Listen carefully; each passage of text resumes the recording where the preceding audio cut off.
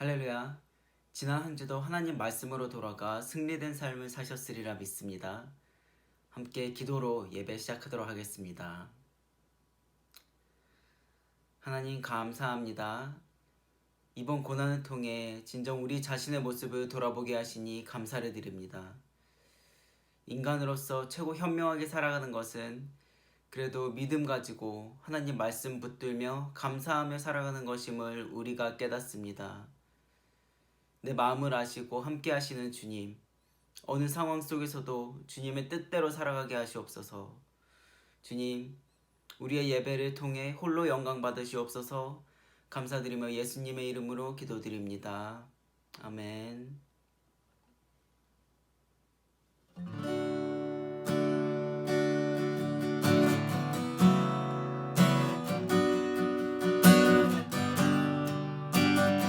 이렇게 할까요? 고단한 인생길, 고단한 인생길, 힘겨운 오늘도 예수 내 마음 아시네. 지나간 아픔도 마주할 세상도 예수 내 마음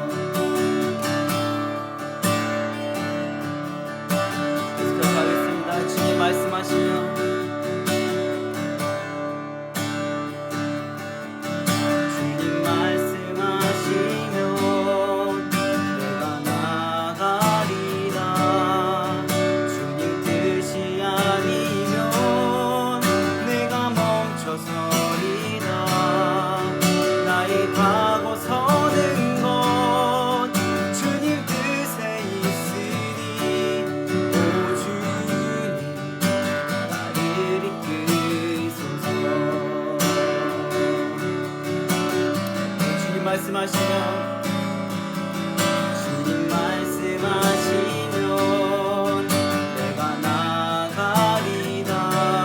주님 뜻이 아니면 내가 멈춰서리다. 나의 가고 서는 것 주님 뜻에 있으니 오 주님 나를 이끄소서. 뜻하신 그곳에 뜻하신 그곳에 나 있기 원합니다. 이끄시는 대로 순종하며 살리니 연약한 내 영혼 통하여 임하소서. 주님 나라와 그 뜻을 위하여 뜻하신 그곳에 뜻하신 그곳에 나 있기 원합니다. 이끄시는 대로 순종하며 살리니 연약한 내 영혼 통하여 일하소서. 주님 나라와 그 뜻을 위하여 뜻하신 그곳에 뜻하신 그곳에 나 있기 원합니다. 이끄시는 대로 순종하며 살리니 연약한 내 영혼 통하여 임하소서. 주님 나라와 그 뜻을 위하여 오 주님 나를 이끄소서. 오 주님 나를 이끄소서. 오 주님 오 주님 나를 이끄소서.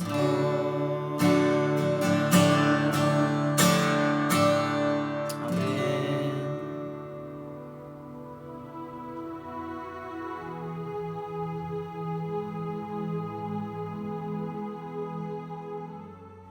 함께 기도하시겠습니다.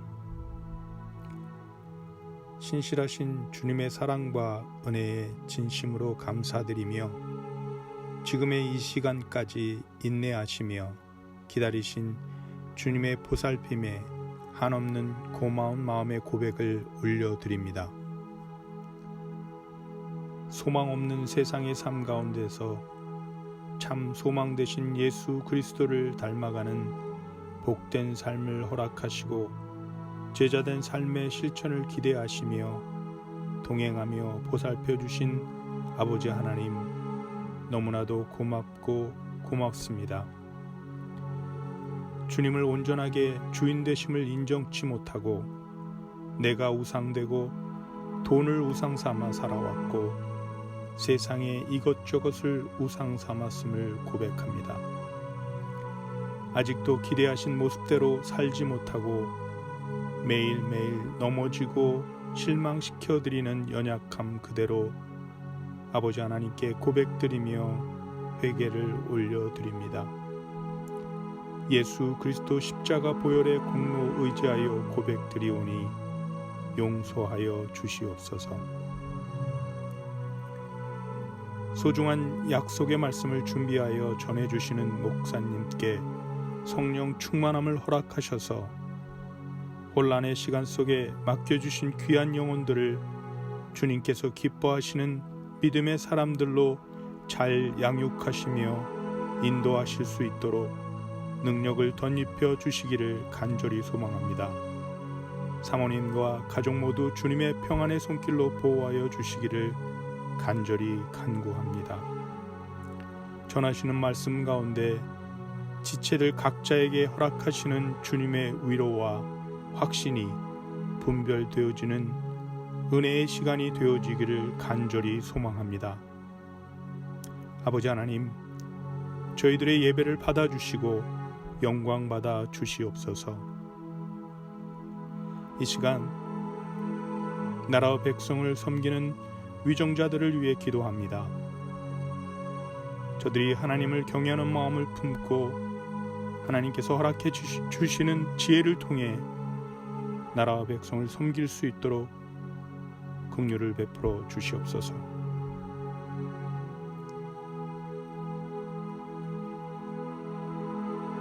질고로 인해 힘들어하는 환자들을 돕는 의료진의 손길을 주님 붙들어 주셔서 주님께서 허락해 주시는 지혜와 능력으로 감당케 도와 주시옵소서.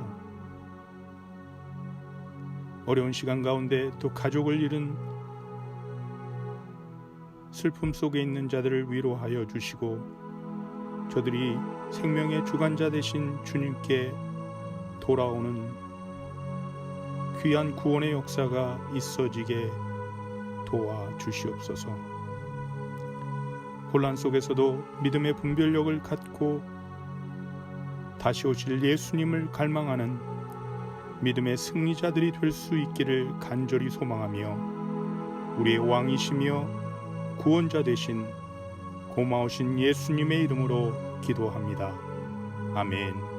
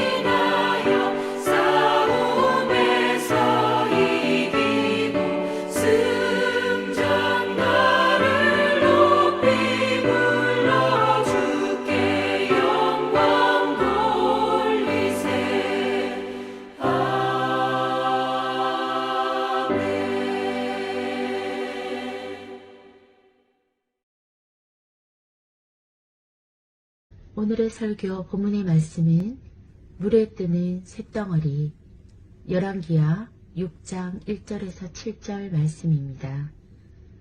선지자의 제자들이 엘리사에게 이르되 보소서 우리가 당신과 함께 거주하는 이곳이 우리에게는 좁으니 우리가 요단으로 가서 거기서 각각 한 제목을 가져다가 그곳에 우리가 거주할 처소를 세우사이다 하니 엘리사가 이르되 가라 하는지라. 그 하나가 이르되 청하건대 당신도 종들과 함께 하소서 하니 엘리사가 이르되 내가 가리라 하고 드디어 그들과 함께 가니라. 우리가 요단에 이르러 나무를 베더니 한 사람이 나무를 벨 때에 쇠 도끼가 물에 떨어진지라. 이에 외쳐 이르되 아 내 주여 이는 빌려온 것이니이다 하니 하나님의 사람이 이르되 어디 빠졌느냐 하매 그곳을 보이는지라. 엘리사가 나뭇가지를 베어 물에 던져 쇠 도끼를 떠오르게 하고 이르되 너는 그것을 집으라 하니 그 사람이 손을 내밀어 그것을 집으니라. 할렐루야. 우리 한 주간도 평안하셨지요? 우리 옆에 다른 분하고 함께 우리 예배를 드리고 있으면 서로 쳐다보고 축복하며 인사하십시다. 잘 될 줄로 믿습니다. 은혜 받을 줄로 믿습니다. 할렐루야. 잠깐 기도하시겠습니다. 하나님, 여러 가지 우리가 예배당에 나가지 못하고 동영상으로 예배를 드리며 열악한 환경 속에 있지만 성령 하나님을 의지합니다. 하나님 이 자리에 함께 하시고 우리 마음에 뜨거운 감화 감동이 있게 하시고 응답받게 도와주시기를 원합니다. 예수님의 이름으로 간구기도 드립니다. 아멘. 오늘 봉독한 열왕기하 6장은 엘리사 선지자의 사역을 말하고 있습니다. 엘리사의 행동은 다른 예언자들과는 사뭇 다른 점이 몇 가지가 있습니다.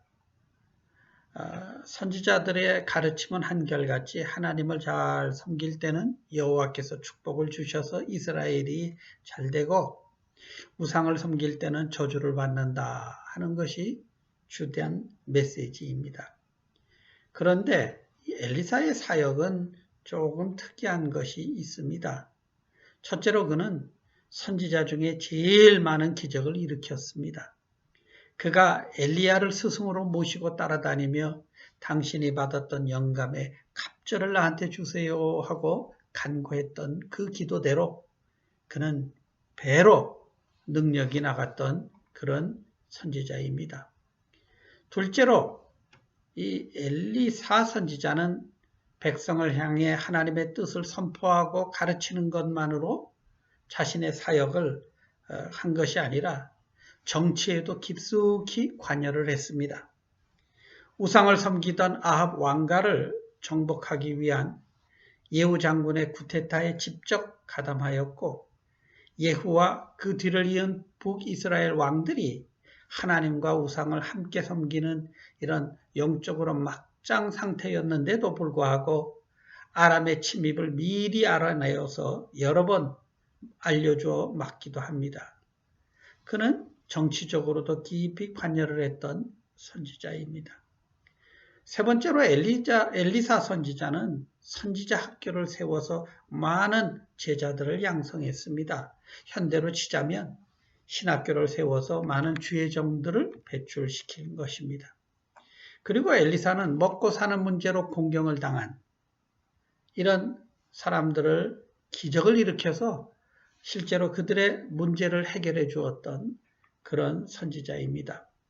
오늘 읽은 성경 본문은 엘리사가 운영하던 선지학교에 문제가 생겼습니다. 그러자 그가 기적을 일으켜서 다시 회복을 시킨 이야기가 오늘 본문에 나옵니다. 이 기적을 읽다 보면 마치 국민학교 다닐 때 어린 시절에 읽었던 금도끼, 은도끼 동화책의 한 장면이 연상이 됩니다. 나무꾼이 호수 곁에서 나무를 하다가 그만 도끼날이 호수에 빠졌습니다.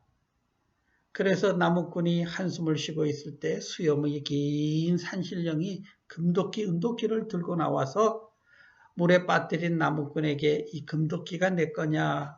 아닙니다. 은도끼가 내 거냐? 아닙니다. 제 거는 그냥 쇠도끼입니다. 할 때 그의 정직함을 보고 금도끼, 은도끼도 다 주었다는 그런 동화 이야기입니다. 그 동화책 이야기는 사람이 정직하면 하늘도 도우신다 하는 그런 교훈이겠지요. 그러나 이 성경에서는 지금 엘리사 선지자가 강물에 빠진 도끼를 건져준 것은 그런 교훈을 하는 목적이 아닙니다. 그렇게 하자고 기적을 일으킨 것이 아닙니다. 이것은 주의 일이라고 믿고 열심히 하다가 그만 큰 낭패를 당했을 때 하나님이 기적을 일으키셔서 해결해 주셨다는 그런 기록입니다. 신학생들이 신학교가 너무 부흥을 해서 기숙사가 모자랍니다. 그래서 저 요단강가에서 나무를 해다가 기숙사를 새로 짓고 이사를 하려고 합니다. 우리 현대인들이 들을 때는 이게 무슨 대단한 일인가 얼뜻 이해가 잘 안 갑니다. 그러나 엘리사가 활동하던 당시는 북왕국 이스라엘은 극악했던 아합 왕이 죽었지만은 그 뒤부터 계속 쇠퇴의 길을 걷고 있었습니다. 북방 지역에는 세력이 커진 아람군이 툭 하면 쳐들어와서 나라가 전쟁으로 곤욕을 치를 때입니다. 종교적으로는 바알과 토속신과 여호와를 함께 섬기는 이 혼합 종교 문화가 극히 자연스럽게 배어져 있던 그런 상황입니다. 엘리사는 스승 엘리야에게 영감과 능력을 이어받고 영적으로 얻어온 세대에 하나님의 영광을 드러내는 능력의 종으로 쓰임을 받았습니다. 이 엘리사가 운영하는 신학교가 선지학교가 시간이 지날수록 크게 성장하고 부흥을 했습니다. 이 말은 하나님께서 그 땅을 포기하지 아니하시고 다시금 회개할 기회를 허락하고 계셨다는 것을 상징하고 뜻하고 있습니다. 선지자 생도들이 숫자가 많아지니 현실적인 문제가 생겼습니다. 운영비가 모자랐습니다. 장소가 좁아서 더 이상 생활하기가 힘이 듭니다. 그래서 자력으로 새로운 건물을 지어서 이전을 하기로 하고 신학생들이 먼저 가서 나무를 베어다가 기숙사를 짓기로 하였습니다. 나무를 하자면 도구가 있어야 합니다. 도끼가 있어야 합니다. 도끼 한 자로 요즘으로 치면 별것 아니지만 당시에는 큰 재산입니다. 나무야 어디에서든 구할 수 있었지만 나무를 자를 수 있는 도구는 구할 수가 없었습니다. 당시 이스라엘은 문화적으로 보면 아직 청동기 시대입니다. 그들은 구리, 노쇠 등은 다룰 줄 알았지만 쇠를 다룰 줄 아직 몰라서 지중해변 도시국가인 블레셋 사람들에게 적국에 가서 그들의 대장간에서 쇠를 만들어 왔습니다. 그러니 도끼 한 자루가 얼마나 큰 재산이겠습니까? 이 어려운 신학생들이 도끼를 어디서 빌려다가 이제 나무를 열심히 하는데 그만 도끼날이 빠졌는지 이 도끼날이 강물에 빠졌습니다. 황당한 사건을 접하게 됩니다. 가난한 선지자 생도들이 이 도끼날을 잃어버리고 깊은 한숨을 쉽니다. 그들은 이것을 배상할 능력이 없었기 때문입니다. 그리고 당장 모든 작업이 중단되게 되었습니다. 그 말을 들은 엘리사가 그 도끼날이 어디쯤 빠졌는지를 물었습니다. 그리고 엘리사는 그 도끼가 빠진 곳에 다가가 물 위에 나뭇가지를 던져서 도끼날이 떠오르게 해서 가지고 왔다. 이렇게 성경에 기록이 되어 있습니다. 히브리 원문에 보면 이 말은 쇳덩어리가 물 위에 떠오르니까 나뭇가지로 끌어당겼다 하는 뜻이 되겠습니다. 쇠도끼가 물에 떠올랐다니 이게 무슨 황당한 동화책 읽는 기분입니다. 그런데 성도 여러분, 한번 가만 생각해 보세요. 우리가 듣기에는 얼뜻 들으면 동화책 이야기인데 내가 만약에 당시 신학생들이고 내가 그 환경에 있어서 해결책이 없어서 크게 낭패를 당했을 때 하나님이 이런 기적을 나에게 베풀어 주셨다면 이것이 그때도 동화책같이 들리겠습니까? 평생 잊지 못할 은혜입니다.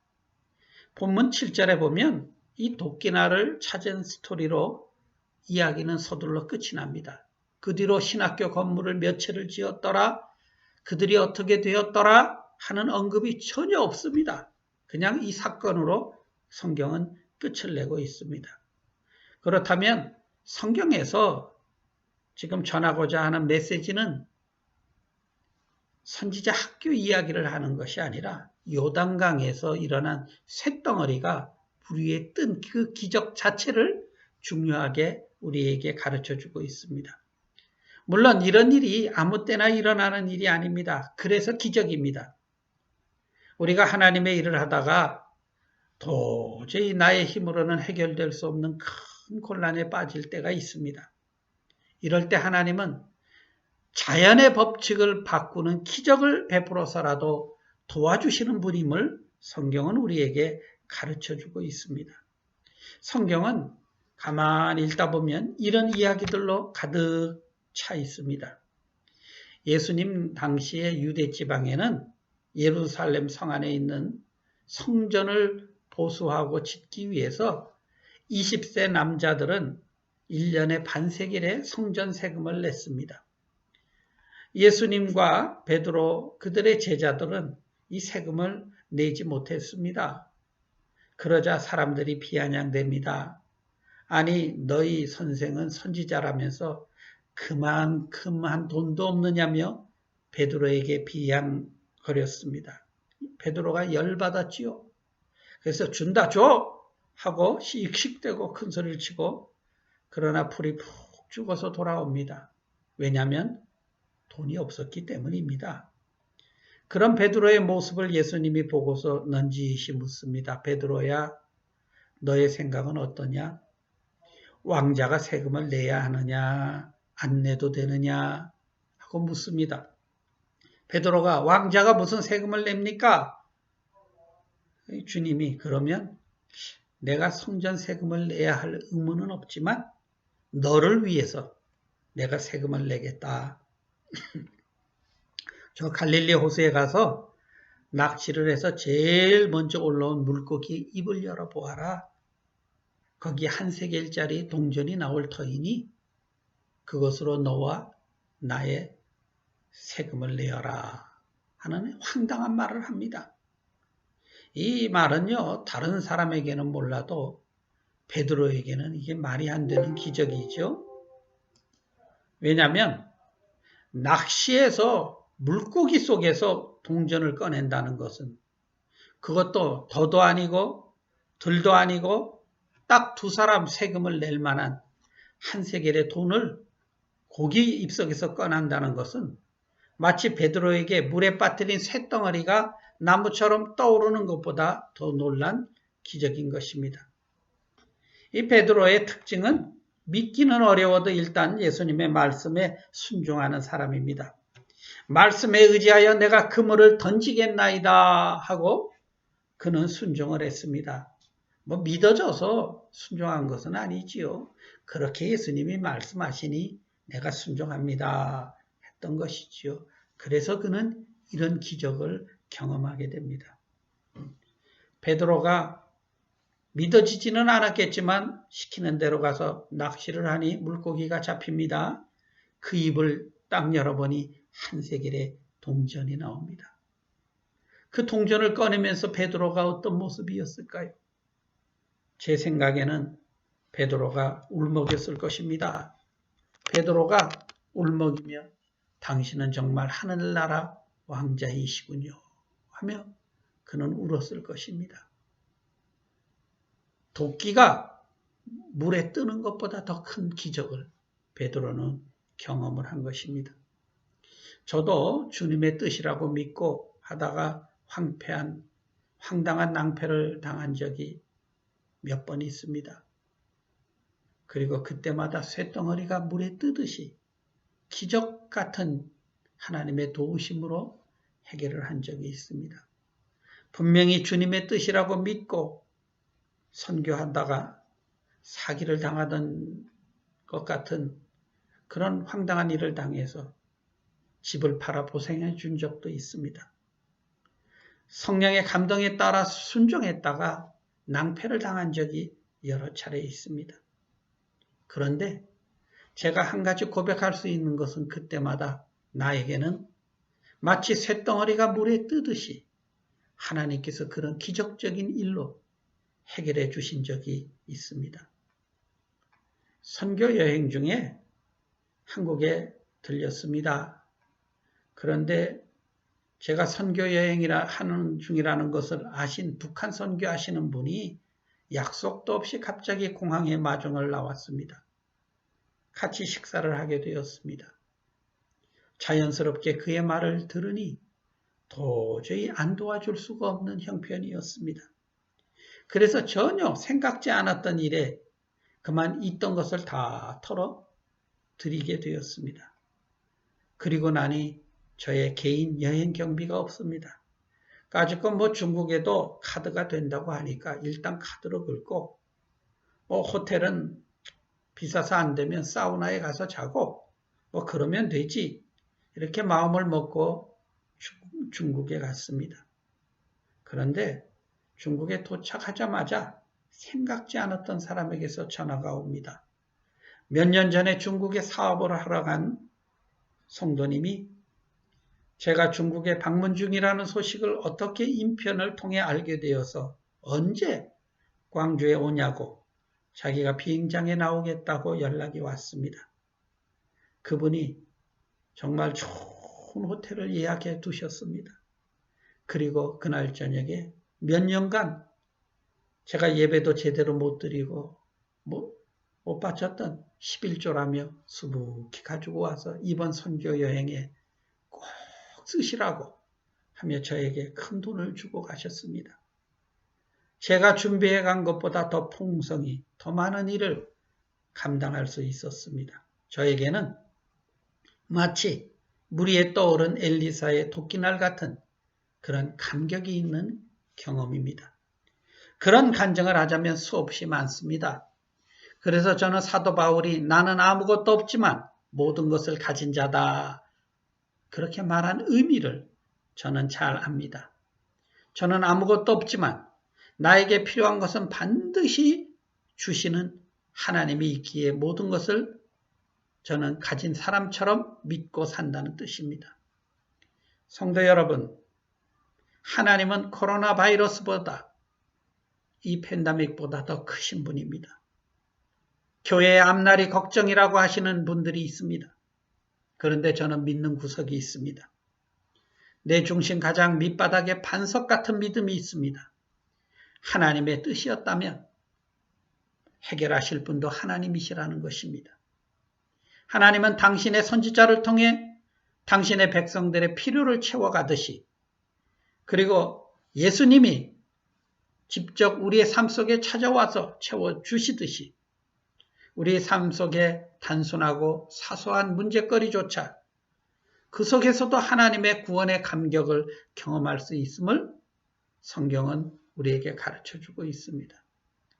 생각해 보세요. 만약 그들이 마음먹은 대로 일이 잘 되고 순조롭게 신학교 건물을 지었더라 한다면 성경에 기록될 내용이 아무것도 없습니다.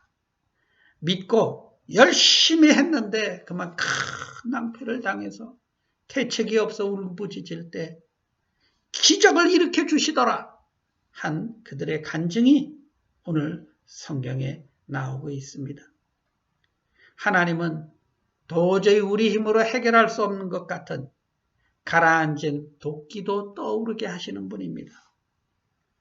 주님은 우리의 인생 가운데서 낙심과 절망으로 쇳덩이처럼 무거워진 가라앉은 우리의 마음을 나무처럼 가볍게 떠오르게 하실 수 있는 분이십니다. 주님의 뜻이라고 믿고 따르다 낭패를 본 분들이 계십니다. 그러나 아직 끝이 아님을 믿으시기를 바랍니다. 하나님은 분명히 우리 곁에 계시고 그분은 우리가 상상할 수 없는 일을 통해서 그분은 일을 계속 행해 나가십니다. 그러므로 오늘 우리가 믿어야 할 것은 하나님은 환경보다 크신 분임을 믿어야 합니다. 그래서 우리는 담대하게 한숨을 쉬기보다는 하나님 앞에 간구하며 나가야 합니다. 시편 107편 19절 21절에 이렇게 기록이 되어 있습니다. 참 좋은 말씀입니다. 이 말씀을 우리 같이 읽고 오늘 말씀을 마치겠습니다. 같이 읽습니다. 시작. 이에 그들이 그들의 고통 때문에 여호와께 부르짖으매 그가 그들의 고통에서 그들을 구원하시되 그가 그의 말씀을 보내어 그들을 고치시고 위험한 지경에서 건지시는도다. 여호와의 인자하심과 인생에게 행하신 기적으로 말미암아 그를 찬송할지로다. 아멘. 기도하십니다. 주님, 우리의 환경 때문에 우리의 마음이 쇳덩이처럼 푹 가라앉을 때가 얼마나 많습니까? 그런데 주님, 그 무쇠 같은 쇳덩어리도 나무처럼 가볍게 떠오르게 하실 수 있는 분이 하나님임을 믿습니다. 주님, 우리가 낭패를 당했을 때 절망하기보다 인생에게 기이한 일을 행하시는 하나님을 경험할 수 있는 기회가 되도록 주님을 믿고 주님이 역사해 주시고 그래서 그 일을 간증하며 찬송하며 살 수 있게 주여 축복해 주시옵소서. 예수님의 이름으로 간구 기도드립니다. 아멘.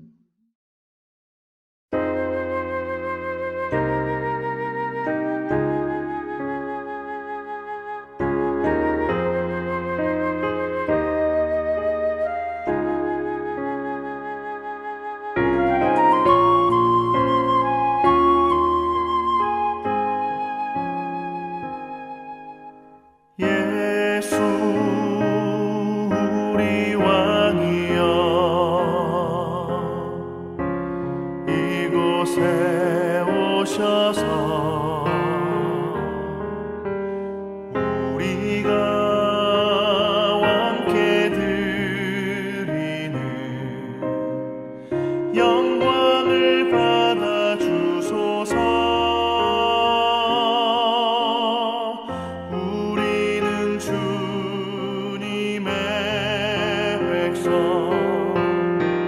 주님은 우리 왕이라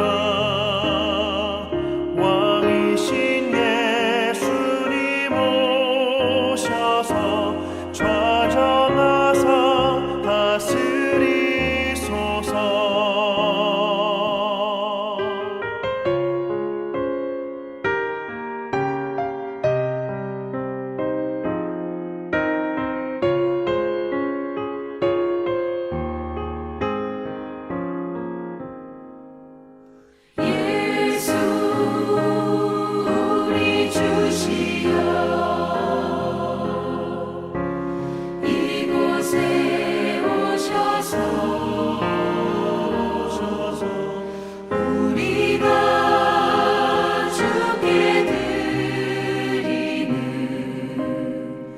찬양을 받아 주소서.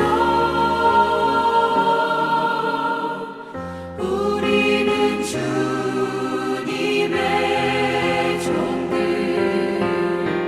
주님은 우리 주시라. 주 되신 예수님 오셔서 이 찬양을